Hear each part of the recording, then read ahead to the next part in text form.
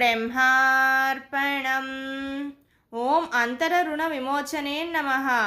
అంతరరుణం సాధనకి చాలా ఆటంకం. రుణం వల్లే ఎవరెవరో నీ కుటుంబంలోని వారయ్యారు. వారిపై మమకారంతో ముందుకు పోలేవు. అంతరరుణం గురువుకి తప్ప ఎవ్వరికీ తెలీదు. బాహ్యంలో మమకారం చూపకపోతే తప్పు, సాధనకి చూపిస్తే తప్పు. మన ముక్తి ప్రయాణం కొరకు గురువే విమోచనం కలిగిస్తారు. తన జ్ఞానవాక్కుల ద్వారా నిజాన్ని తెలియజేస్తారు. జ్ఞానం అర్థమైతే అంతర రుణం అంతం అవుతుంది.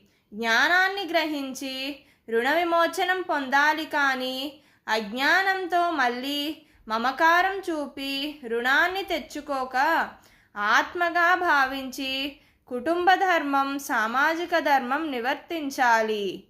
బ్రహ్మార్పణం.